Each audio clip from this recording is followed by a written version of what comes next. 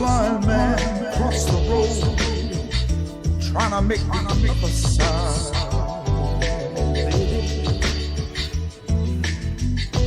Ever seen a young girl growing old, trying to make herself a bride?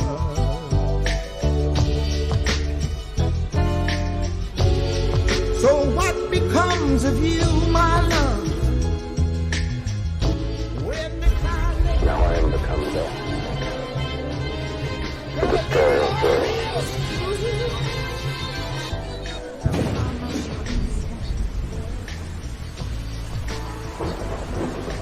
Pray that he's still out there, somewhere. Well, shalom and the most wonderful welcome to you all today on the 2nd August 2022. Wow, since we started back in April, these have really been rolling around and very significant times that we are living in. And today is quite an important program, and I'm going to be bringing Dr. Pidgeon on in just a few moments. What I want to say to you is this, because we have an hour, is that we are living in significant times, that we are living in the Matthew 24. But as I say that, I'm not promoting a preeminent rapture. What I'm saying is we are in that time where it is rumors and preparing for war and rumors of war. But that doesn't mean that I'm saying that we are in the prejudgments. In fact, you're hearing so many people that were talking about imminency and Yahushua coming so quickly, now saying that we are in the prejudgments. No, we're not in the prejudgments. We are in the judgments, and we are already seeing the first 4 seals at different degrees unfolding, just how we have always said in these programs. So that's important as we go forward and we take these things. But what I want to say to you simply is this, guys. If we are in those times, then please look at getting your life right, getting your house in order, because very simply, things are coming to pass right now. As I bring Dr. Pidgeon onto the screen, I want to say this to you. He alerted me yesterday to the headline from War News 24/7, and it's been non-stop on different sources today. There was a headline saying, official, Pelosi is going to Taiwan. Patriotic chants in China. Prepare for conflict. 2 aircraft carriers and 2 amphibious battle groups rush from the USA. So that's just the start of it. Let me just give you a couple of other headlines, and then I'm going to hand over to Dr. Pidgeon so that he can actually share. And I do have a question posed from what we were discussing even yesterday for you. But some of the headlines that have been developing since 24 hours ago to present time. Reports from Taiwan, the outer islands have entered into a state of combat alert. The last time this happened was during the Taiwan Strait crisis in 1996.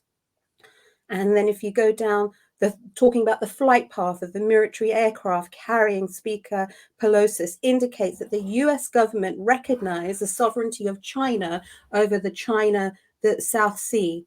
The last time a massive military presence was amassed at the border of a small country bordering with a giant with whom it had conflict, it did not end up well for the smaller ones. I can only think about what sanctions this will mean if things are imposed on China. Now, it goes on to say, bomb shelters in Taiwan are getting prepared. Taipei has nearly 4,600 shelters, of which some are underground parking slots and malls that are getting ready to contain people. They're getting ready to house 12 million people, and that's 4 times their population. So this is really quite serious. They're showing how Chinese forces are being flown into Taiwan. They're showing how Pelosi, they're getting Taiwan's parliament ready to prepare for her welcome. The massive cyber attack, this one is important, on the office of the president of Taiwan and the government's website. And that's important because those things, they generally happen before they come in and they attack and they do something to take down the nation.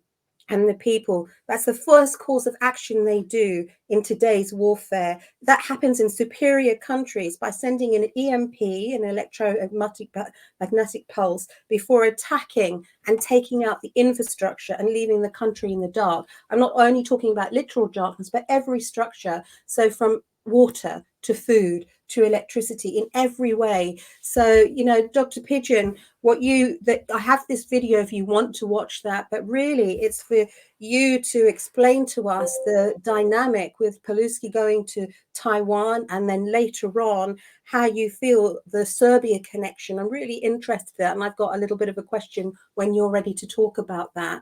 So I hope I've left enough of foundation for you to direct us, Dr. Pidgeon. Okay, well, you know, I'm going to be kind of blunt about this today, Jesse, if you don't mind. Of course. We're going into World War III. Mm-hmm. And it has already begun, and it is about to become really expanded in significant events, such that no one will be able to deny that, in fact, we are in World War III. This scenario that's broken loose now is really quite incredible. It is understood that Nancy Pelosi's trip to Taiwan is about nothing other than her visiting a microchip plant into which her and her husband have invested, and going there to ensure the Taiwanese that she is going to take the full force of the American military to protect her investment in this particular Taiwanese company. Mm. Taiwan is responsible for about 85% of the production of microchips in the world. And so Japan now has embarked on an emergency buildup to try to replace Taiwan as a source of microchips. Yeah. And, you know, Japan, of course, has the engineering skill and the industrial capability to do that. But Japan is in major disputes with both South Korea and with Russia right now over disputed islands to the north of Japan. So we have a very serious situation, and the situation is happening because the menorah, the lampstand, has been moved from the United States. I mean, it's been pulled away. And it's been pulled away because the United States has forsaken Yah and has allowed the forces of darkness to take over the nation, just as the forces of darkness control the UK right now. We saw the opening to the Commonwealth Games, which is a blatantly pagan Baal worship, Baphomet worship, Ishtar worship, in your face. And all of this is being celebrated by the royalty, by the BBC, by the major sports leagues in Britain. Essentially, mainstream, the so-called pop culture, is completely on board with this kind of pagan pageantry. Well, this spells not good things for the UK, nor are there good things happening in the EU. Mm. So you see a number of battlefronts that are opening now, and these battlefronts are going to be expanding very, very quickly as people are take up the opportunity to pay back the grudge they may have for a neighbor. We're going to talk about Serbia here in a second. Mm. But what's critically important to know is that Nancy Pelosi did in fact land in Taiwan. Yes. And the Chinese now are preparing for war, period. They're not going back. They're going to war. They're going to go to war. And so I'm going to tell you this scenario that I believe is going to happen. Okay. Mm-hmm. This is just my opinion, but based upon my research, this is what I think is going to happen. Number one, the United States has put three B-52 bombers in there. These bombers undoubtedly contain nuclear bombs, nuclear weapons. Now, how big of a weapon? That remains to be seen. But my guess is those weapons are in the 60 kiloton range, 60 kiloton. That is about 5 times more powerful than the bomb that went off in Hiroshima or Hiroshima. Okay. Now, when you look at the corresponding effort by the Chinese have moved 80 DF-16 hypersonic missiles. These are short-range missiles, but they've moved them into the theater that these can be used against Taiwan. And essentially, these are going to be smaller weapons. You're talking about something in the range of 60 to 75 kiloton. But these weapons are going to have the capability of doing a massive destruction, particularly if they launch 20 or 30 of them against Taiwan. I mean, nothing will exist on the island of Taiwan by the time that's done. addition, the Chinese have moved hypersonic missiles, a technology the United States does not have, nor can the United States defend against. These hypersonic missiles, they've moved them in place for purposes of taking down aircraft carriers. Mm. So you see, and in addition to that, the Chinese have, in addition to scrambling their state-of-the-art jets, which, by the way, are a couple of generations beyond the F-35. The Right. F-35 is a piece of junk, okay? And the F-35 was built by corrupt people building a corrupt machine, and it is corrupted from one end to the other. And so the thing gets shot down by F-15s, F-16s, F-18s, F-22s in all simulations. Well, the Su-35 is a Russian fifth-generation fighter that's like 3 generations beyond the F-22, which is our best fighter. Mm. And the Chinese have deployed 30 Su-25s into the theater, in addition to the J-16, which is the advanced stealth fighter that the Chinese have introduced. So the Chinese also have an industrial capability, a long-term industrial capability. The United States has no industrial capability.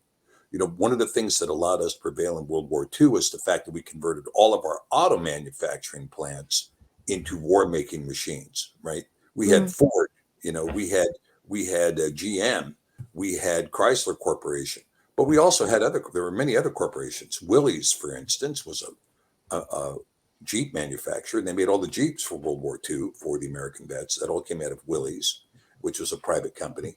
But there were many, many car manufacturers in the United States. We had industrial production of iron and steel and coal and rubber. All of this was going on in the U.S. It doesn't go on in the U.S. anymore. There's not a single place doing any of this. Okay. So with that being said, the most likely scenario that's going to happen is this is going to begin. This is my guess. This is going to begin with China sinking 2 American aircraft carriers. They're probably going to sink the Reagan and the Abraham Lincoln. Now, may Yah bless the boys that are on board those ships, that their salvation may be complete and that they might be rescued from the sinking of their vessel. But those 2 ships are probably going to come down, and their carrier battle group is going to come under a sustained volley of hypersonic missile attack. When that happens, the United States is going to respond by bombing Chinese mainland targets with nuclear weapons from 3 B-52 bombers. When those bombers enter into Chinese space, the Chinese are going to do everything they can to take them down.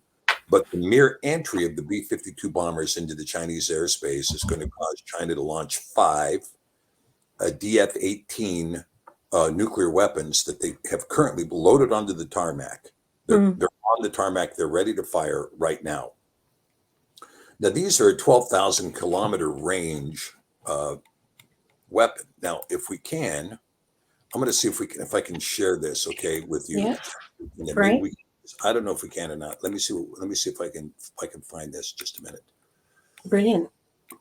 I may not be able to do it because I want to share Google Earth, but I'm not finding it as something I can share because it comes out on its own channel. But let me see if I can find it in another way, okay? And I'll see if I can, because I'd like to show you the map, and so that we can see. Let's see if I can pull this up, and then maybe we might be able to get this way. Okay, hold on, just one second. Yeah. And then this way we can take a look and see, and we'll just do a little bit of research here. Okay, hold on here. Okay, there we go. Let's see if we can share this. Something's come up. Great. Okay, there we go. So. Okay, let's see if this will load here. And then as soon as we load it, then we can take a look at it, okay? Just have to give it a second to load, I think. Yeah, that's fine. Seems to be moving along. But, okay, yeah, here we go. All right, now there we go. All right, so we're going to take a look here. And let's go in and explore just for a minute what's going on. Of course, we see that we've got a lot of cloud cover, but here is Taiwan, okay? And so here is Taiwan, and the Chinese are amassing major amounts of troops here in Gwangju, in Fuzhou, Ximen. There's massive troops, tanks, thousands of pieces of artillery, thousands of troops, tens of thousands of troops. And this is Taipei. This is where currently Nancy Pelosi is here in Taipei. Mm-hmm. Now, Yeah. I'm going to see if I can find this. Just a minute. Let's see if we can find the ruler.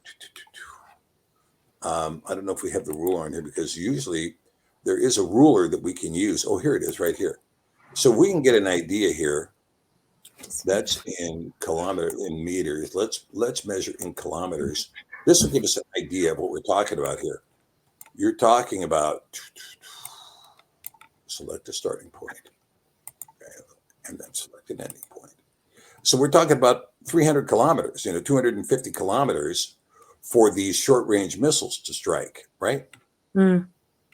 All right. Mm. Now, I want to show you something because this is going to become an important part of our discussion. We're all the way across the world from China, right? Mm-hmm. But let's take a look at that same ruler and let's measure from China. Let's measure from China. Whoop. I'm trying to get this here where we can see this, okay? Okay, so we'll select a starting point there, and then we'll take it to China. Now you see that is 10,490 kilometers, right? Mm-hmm. Right. Okay, the DF-18 has a 12,000 kilometer range.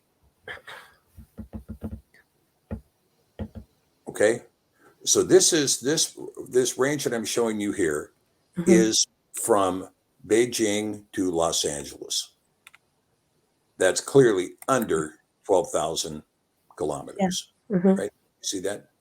Now, in addition, let's say that we go from some point in China, and let's put it right over St. Louis. Well, look, that's just under 12,000 kilometers.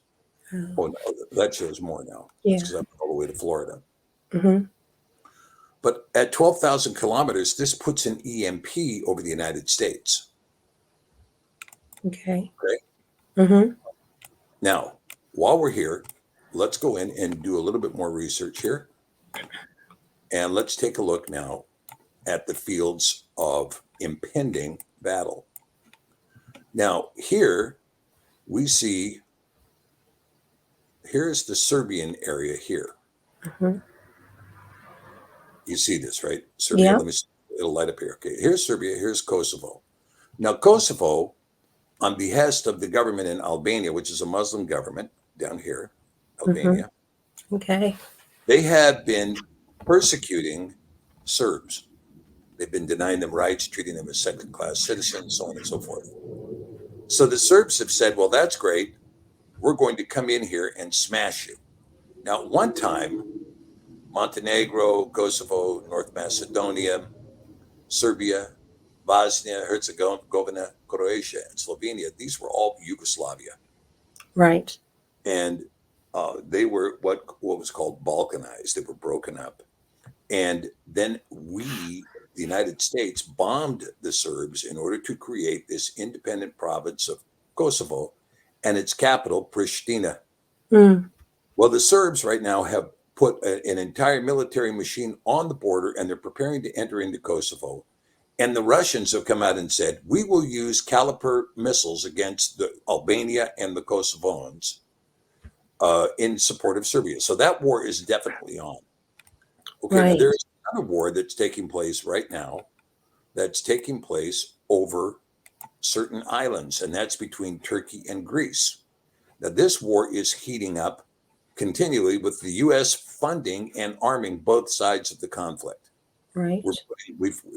Turkey was the third largest military in NATO, and we had armed it to the teeth until Erdogan started shopping with the Russians. Now, Erdogan is firmly in the camp with Russia, as is Libya, as is Iran. That's right out of Ezekiel 38. Right out of Ezekiel 38. And there is dispute over islands that Greece is claiming as its own, that Turkey is saying, no, these islands belong to us. Now, part of this has to do with what's happening right here in Cyprus. Because off the coast of Cyprus, down here, is a huge natural gas field that is being developed by the Israelis. And the Israelis are claiming this gas field as their own. Although the gas field borders on both Greek Cyprus, and if you look at Cyprus, let's pan in here for a second. You will see with Cyprus, you have a border here that runs up through here. Do you see this? This border? Okay, this is Nicosia. And this border here that runs here, Nicosia is a Turkish capital of Cyprus, whereas Larnaca is the Greek capital of Cyprus. So this is Greek. Down here is Greek Cyprus. Up here is Turkish Cyprus. They fought a huge civil war over this issue. And because this portion down here is also Turkish, down here, the Turks are saying, well, we have a right to that gas, right? Because there's money involved. So, okay, so that gives you an idea where another war front is breaking out. Also, Hezbollah has warned Israel. Iran is preparing to go up against Israel. Iran is facing its own adversaries out of Afghanistan, which is apparently the CIA is back in motion in Afghanistan again. That conflict is not going away. And then let's go into Ukraine here, and let's take a look at what's happening here, because this is huge, and this will give, hopefully this will give the viewers some idea of what's going on, because oftentimes when you read about this, you don't realize what's happening.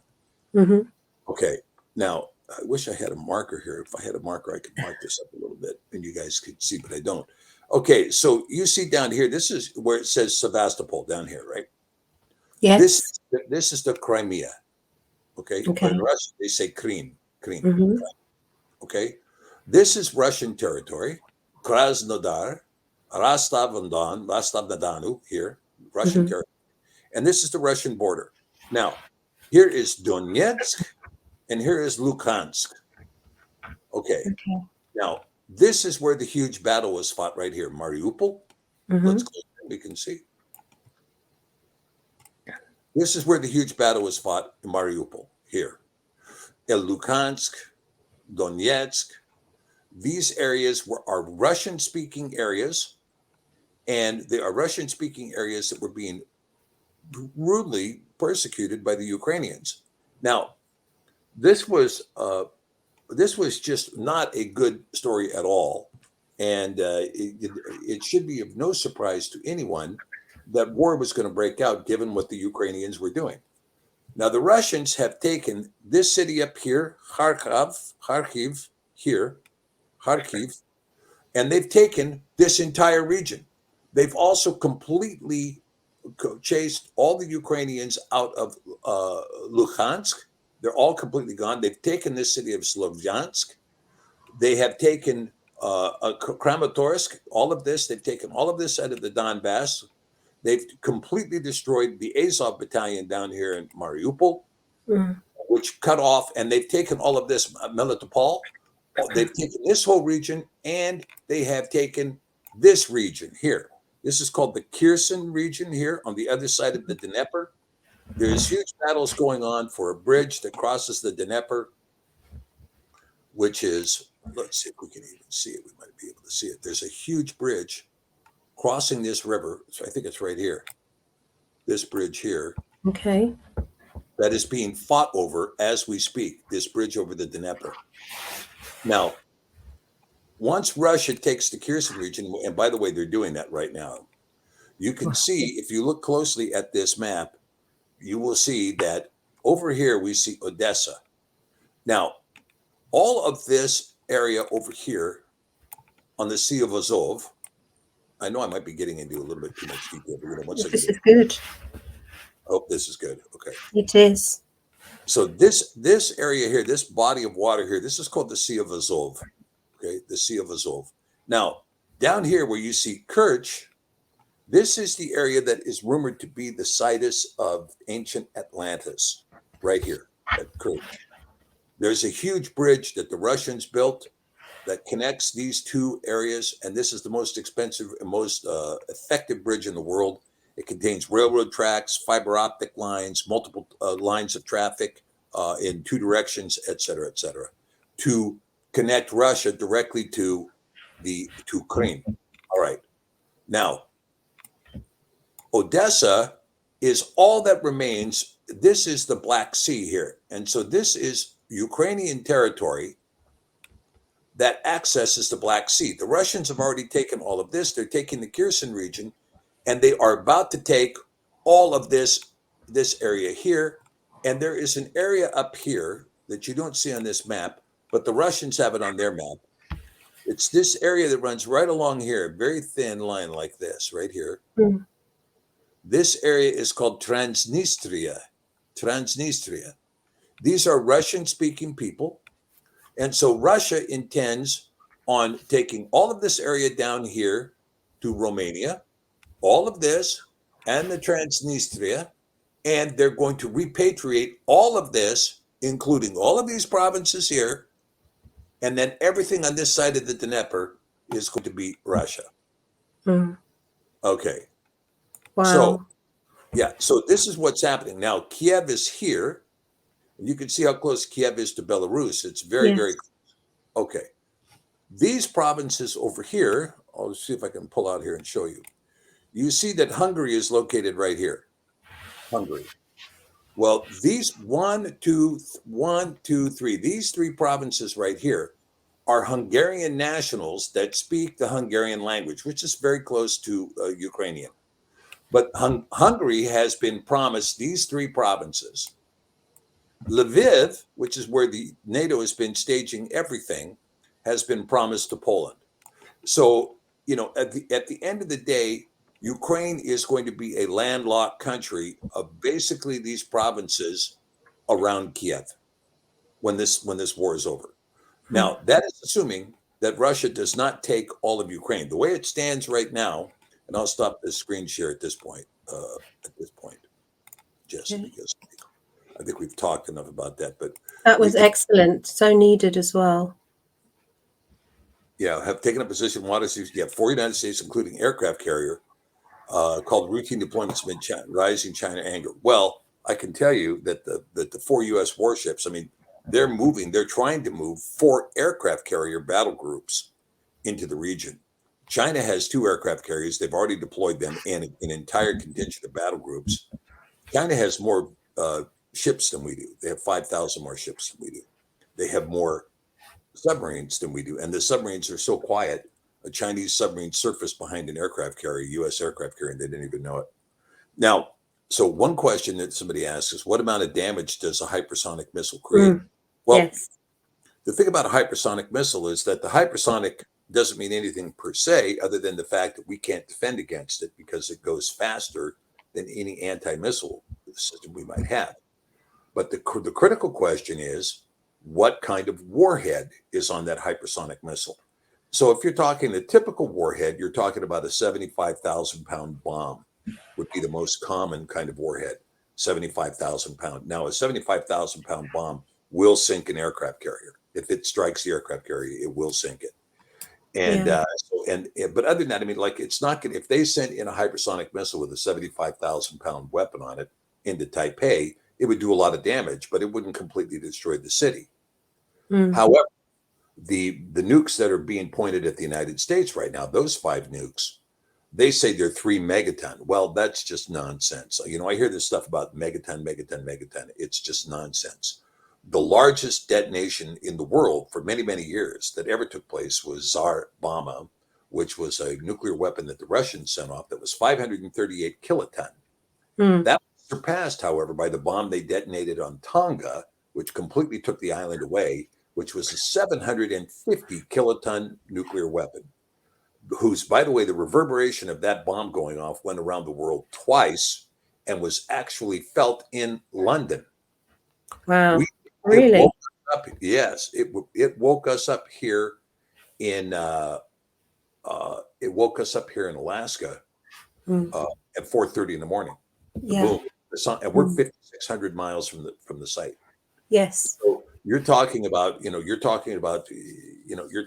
some really, really, really significant bomb blasts, right? Somebody said something about striking west coast of USA, like Everett, Seattle, LA, etc. Well, I'll tell you, there is, I don't know if it's going to be Seattle or what it's going to be, but I think the chances are pretty strong Seattle would be one of the targets because, of course, that is the situs of Intel, It's the situs of Microsoft. It's the situs of Boeing, which is the only aircraft manufacturer we have in the United States anymore is Boeing.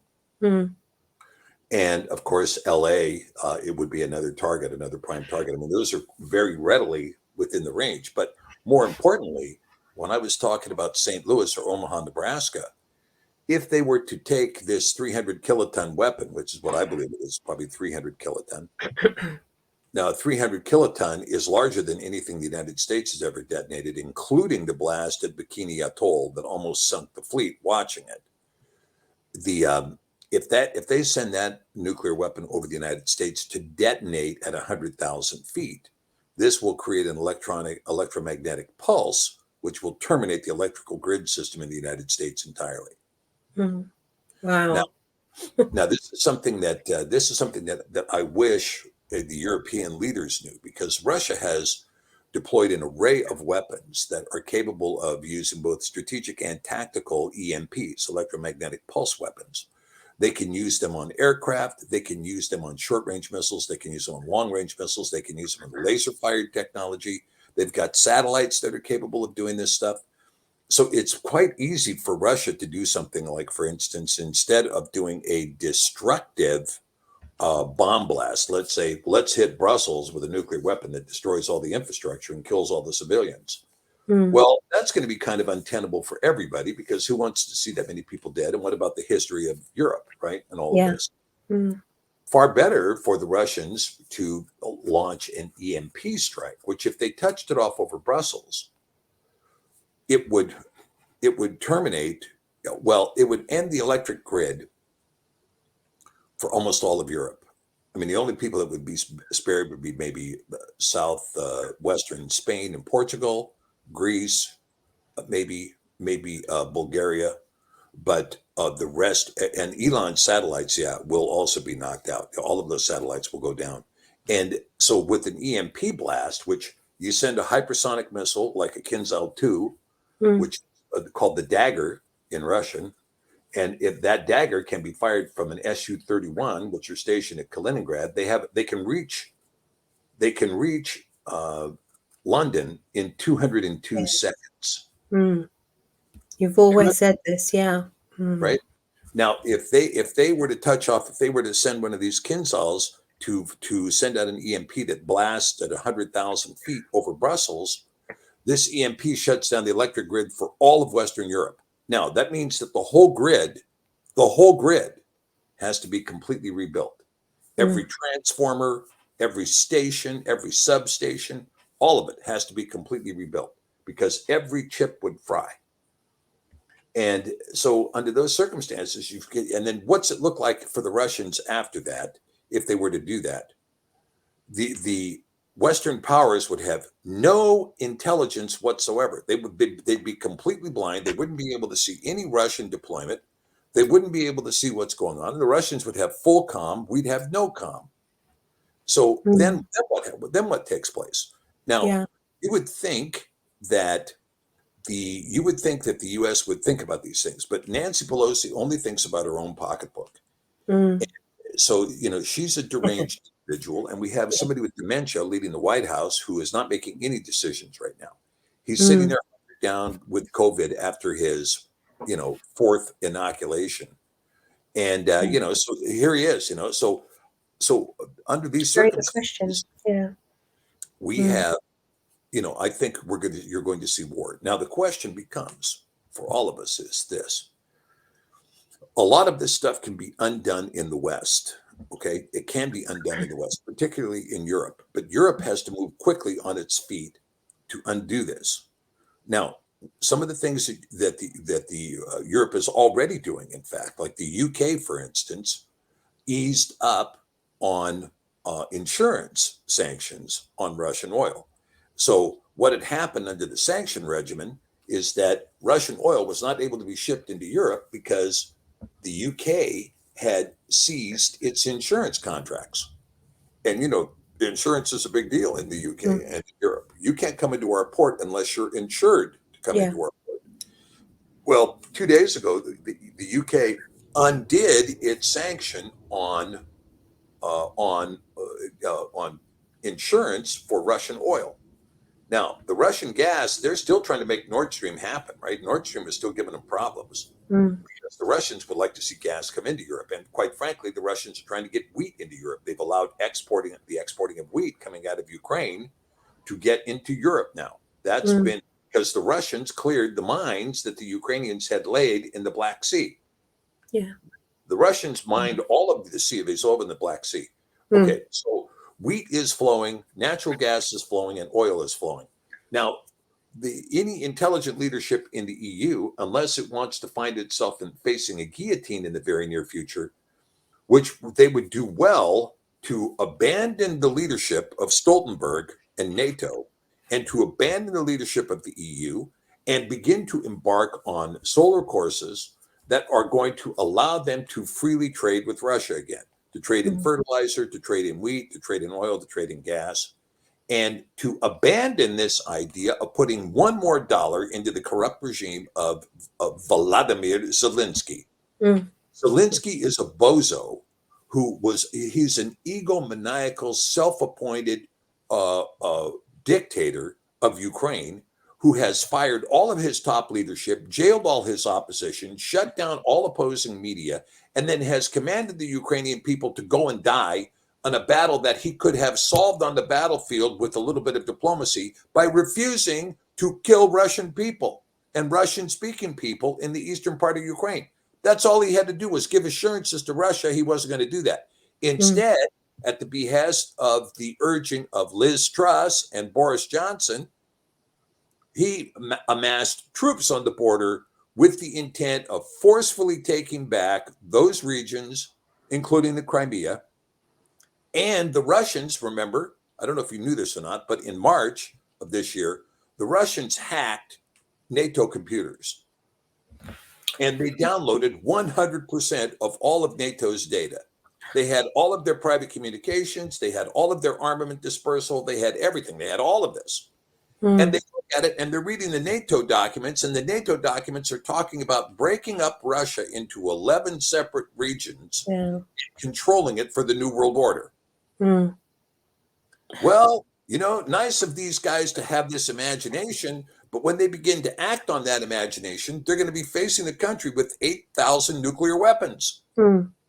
Now, you would think somebody would have smelled that coffee, but the derangement in the West is so severe. There is no question, and there should be no question among our viewers. There's absolutely no question. The war in Ukraine was started by Joe Biden and Stoltenberg at NATO.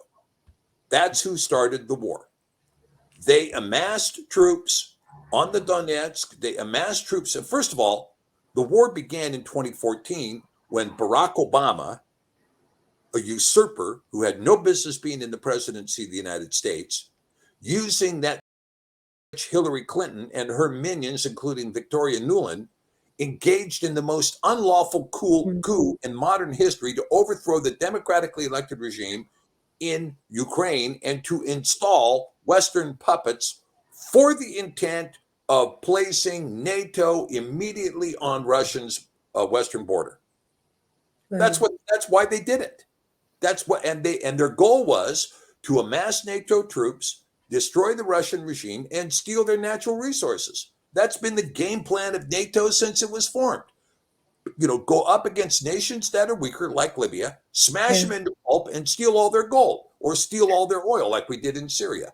There was no national interest. Syria had not done a single thing to the United States or to NATO ever. We nonetheless went in there and bombed them and put in ISIS terrorists, and did everything else we could to try to overthrow Bashar al-Assad while we stole his oil. We went into Libya to steal his gold. We went into Mali to steal their gold. This is what this is all about. It's just open, in-your-face resource theft, period. That's what it is. And so everybody looked at Russia and said, they got oil, they got gas. Let's go blow up their regime and steal all their oil and gas and put it in our hands. Well, the Russians read the memo. And when the Russians read the memo, they took all of this time to prepare for the event of NATO being in Ukraine. And when Vladimir Zelensky armed up Ukraine and put his 140,000 troops on the border of Donetsk and another 40,000 on the border of Crimea, the Russians said, okay, looks conspicuously like Adolf Hitler under the swastika once again at the western border of Russia. Let's go. And then the Russians told the Ukrainians and told NATO, hey, we're going to use exactly the same strategy we used to defeat the Nazis to defeat you. They came out and said it. It was a no-brainer. We're going to use the same strategy we used against the Nazis to defeat you now in Ukraine. It's the same battle. I mean, look, you're talking the same battleground here, Jesse. Right. The same places, the same cities, the same battleground, right? And the Russians went over old tracks that they used to be on. And NATO was like, did you say something? Send in some more money. Send in some more arms. Send in some mercenaries. Send in some bigger arms. And the United States is still arming Ukraine. And the more weapons we put in Ukraine, the more Ukrainians die. Wow. Yeah. I don't know any other way to say it. This should have been settled at the bargaining table. It should have never gone to a war. It should have been settled at the bargaining table. The Ukrainians should have respected the Minsk Accords. And if they had done that, we wouldn't be in this situation. But Dr. Dementia, we call the president of the United States, we're going to teach that Vladimir Putin when we put the 82nd Airborne right there in Kyiv, right? Yeah. Thank you for bringing that up here. The Wesley Clark, member of the Committee of 300, the memo describes how we're going to take out 7 countries in 5 years: Iraq, Syria, Lebanon, Libya, Somalia, Sudan, and finish off Iran. Well, I hate to break the news to Wesley Clark and the generals who are sitting around planning this stuff. The Iranians might take umbrage to that. The Syrians might take umbrage to that. And of course, when you're talking about Syria, the calculation made by NATO and by the Pentagon that was inaccurate, which is these people at the Pentagon who are supposed to be doing things like managing the defense of the United States have instead been planning drag queen shows at the major Air Force bases and figuring out how to pocket money on the F-35 platform while they blow up the auditors to catch them looting $3 trillion out of the United States Treasury on 9/11, which is what they did. And so you see that what is happening is they miscalculated the fact that Syria is a proxy state of Russia and has always been a proxy state of Russia, has always been. And the Russians were simply not going to allow it. They just were not going to allow it. Yeah. Yeah, right. 2022, 4 United States warships, including an aircraft carrier, have taken up position, in waters east of Taiwan, in what the US Navy called routine developments and rising Chinese anger over expected visit to the island by the House of Representatives Speaker Nancy Pelosi. I was going to mention that also, so that's great that a viewer has brought that to your attention, everyone's attention. Yeah, of course. The thing is that Pelosi is already in Taipei. She's already landed. Yeah. Now, I can tell you that this war, I don't believe this war is going to break out until probably Saturday night. Now, Saturday night is Tisha B'Av. Okay. Is that the same as the 9th of Av? Is that the same thing? Yes. Or is it right? Okay, that was one of the questions. Great. But you have to keep in mind, and I'm going to do the show this Thursday on Tisha B'Av. I was going to do it on something else, but I'm going to do it instead on Tisha B'Av. And we're going to talk about this because it's important to know that World War I started on Tisha B'Av. Yeah. And that was part of the question. And it's this war is going to start on Tisha B'Av too. And it's going to start probably, and you've got to keep in mind that there's an international date line between us and China. And so because of that, Tisha B'Av is going to be, some 12, 14 hours earlier in China. And so, but at any rate, you're going to see that this is going to be a massive strike. And once this strike begins, like I say, I think it's going to strike this way. You're going to see 2 carriers sunk by the Chinese.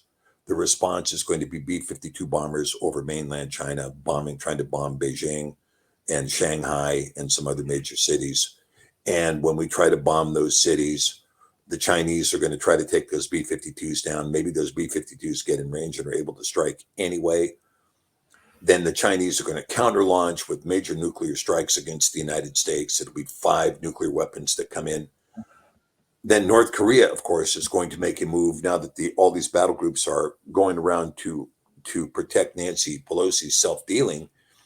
The South Korea does not have its protection from carrier battle groups, and Kim Jong-un is going to see this, and Kim Jong-un is going to wage war against 2 proxies. He's going to wage war against South Korea, and he's going to wage war against Japan. And I mean, he's made it very clear. I mean, all of his missiles have gone over the top of the Sea of Japan. They've gone over the top of Japan.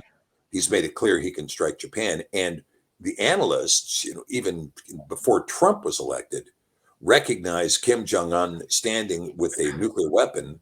He was photographed with a nuclear weapon. When they looked at the nuclear weapon, they realized that that was a fusion bomb, and it was probably a 90 kiloton fusion bomb. 90 kiloton fusion bomb. So the North Koreans have large nuclear weapons, and they don't have just one. They have many. They've never stopped in their production of them. We gave them the nuclear power plant to enrich uranium. Bill Clinton gave it to them.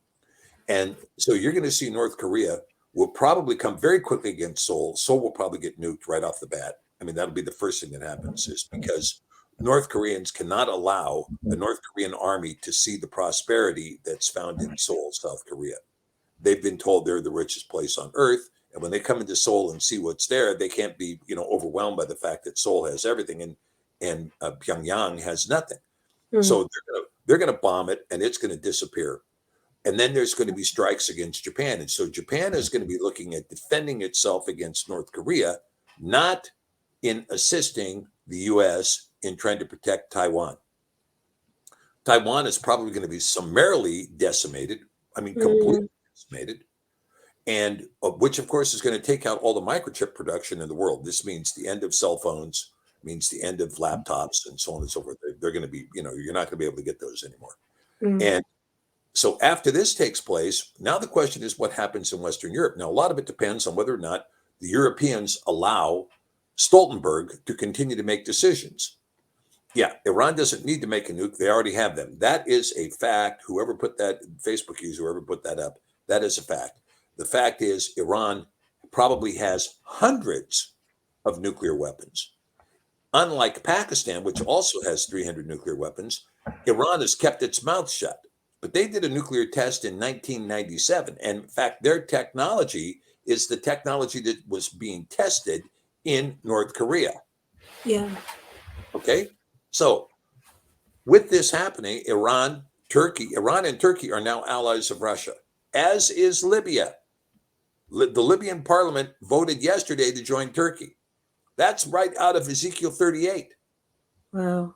So, Wow. so what do you see? What do you see? I mean, what you're seeing is you're seeing all of this stuff amassing. So we are in the tribulation, Jesse. We are. Yeah. And people who said, oh, Dr. P, I haven't seen it yet. I didn't get the memo on us being in the tribulation. Well, maybe you'll get the memo when Ottawa disappears.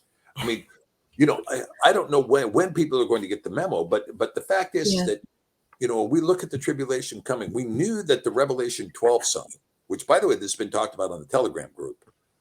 Somebody posted on the Telegram group, okay, here's the actual video. It's a Dabu 7 video showing that Google Earth had blocked out, Google Sky had blocked out that portion of the sky on September 23rd, 2017, where you could see the dragon at the foot of the woman.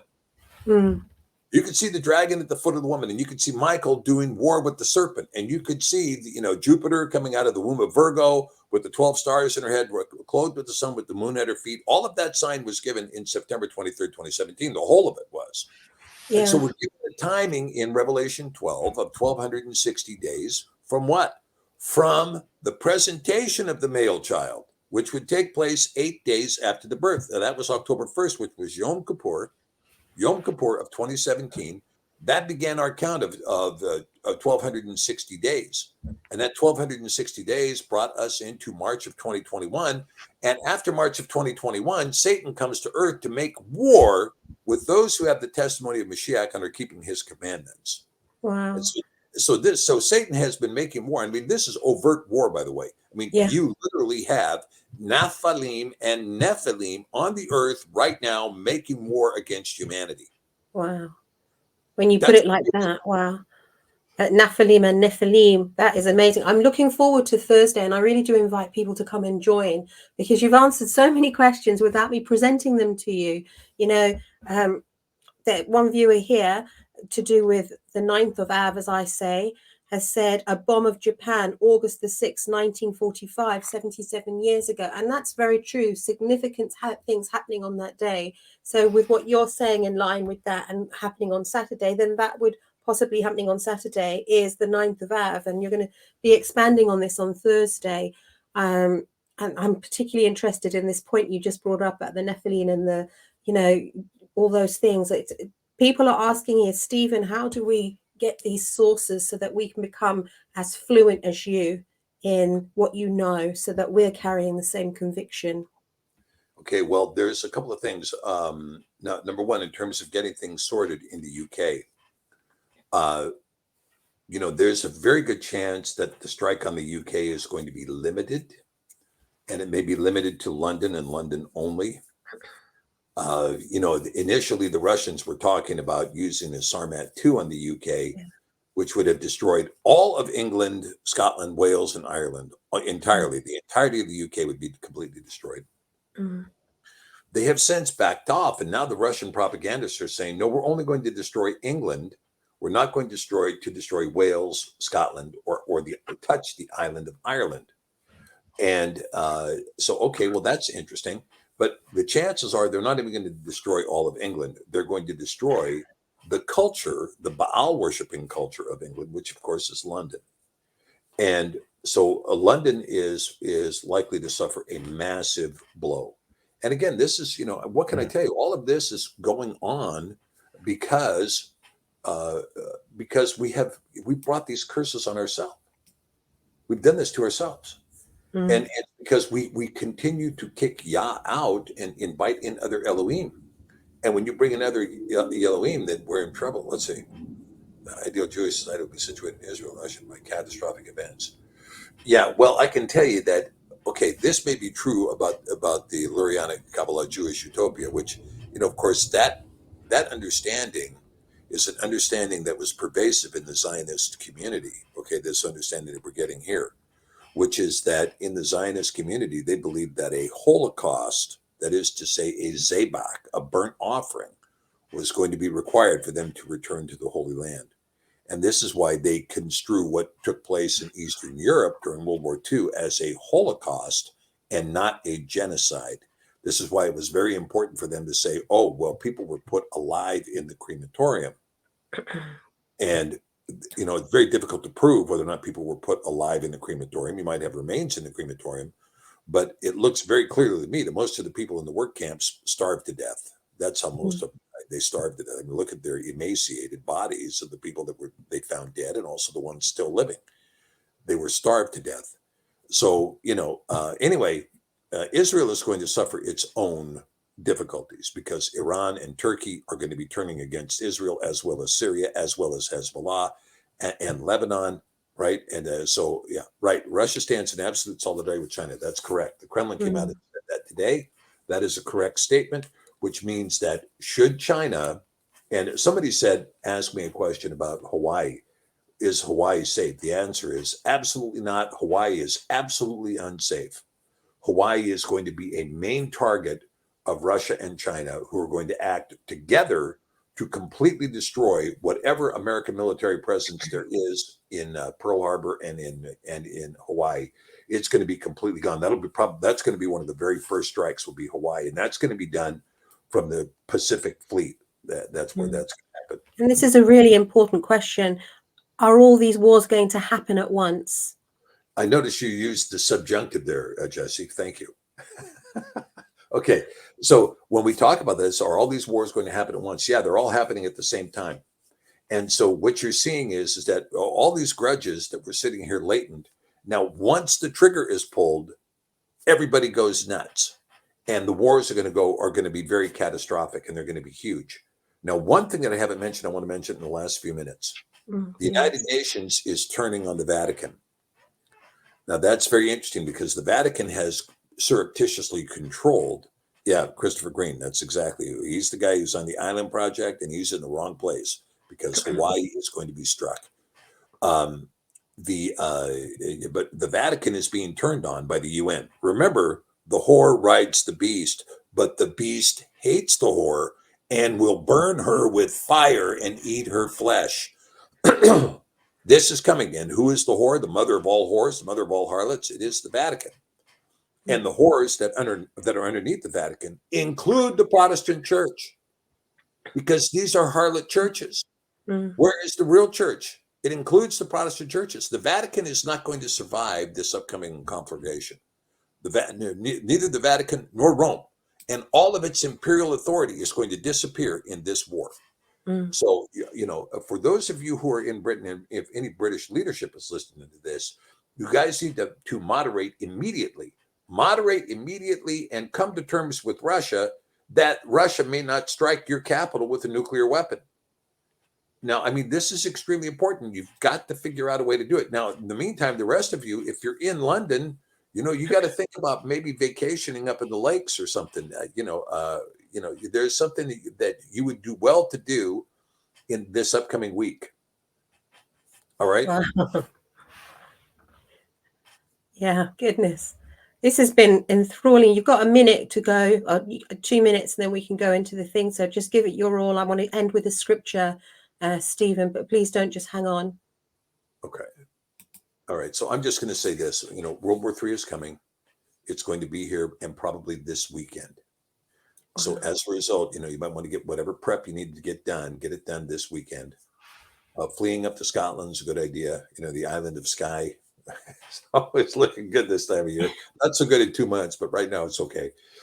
And like I say, if you can get out of London, you should do so, at least for a while, and wait and see, and then talk to your representatives about becoming more righteous and holy, and turning away from this vile pagan stuff. And with that, I want to thank you all for joining today. It's been very poignant, everything that Dr. Stephen has shared today, very deep, and we need to take it seriously. The tribulation has begun. This isn't an announcement. This is something that we have been saying for the times that we've been broadcasting, the period, the season that we are living in. I do want to invite you. This is not a promotion for a program, but he's going to go deeper into this on Thursday. So I'm asking you to join us on the Stephen Pidgeon YouTube channel. For the UK, that's 1 a.m. in the morning. I'm not too sure what time that is for EST, but I'll post and let you know. But just so 1 a.m., if you just click and subscribe, then you'll get the notifications come through. But basically, I want to read from Ezekiel 38:3 and a few verses. And thus says Adonai Yahuwah, behold, I am against you, O Gog, the chief prince of Meshech and Tubal. And I will turn you back and put hooks into your jaw, and I will bring you forth and all your army, horses and horsemen, all of them clothed with all sorts of armor, even a great company with bucklers and shields, all of them handing swords, Persia, Cush, Libya, all of them with shield and helmet, Gimmer and all his bands, the house of Tomgra of the north quarters and all his bands, and many people with you. Be prepared and prepare yourself, you, all your company that are assembled unto you, and be on guard unto them. And with that, we say amen. We bless you, and we will see you next time. Take care. All the best. Thank you, Dr. Stephen. Thank you, Jesse. Blessing.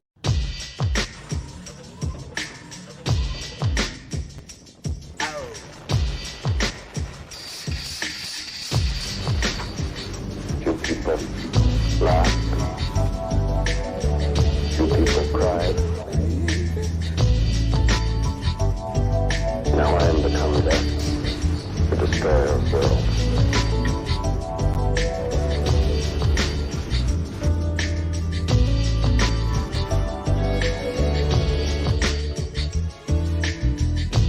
Ever seen a blind man cross the road, trying to make the other side?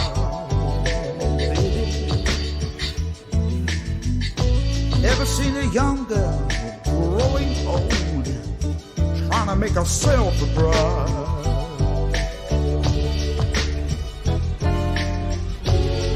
So what becomes of you, my love? When the time Now I am become death, the destroyer of worlds.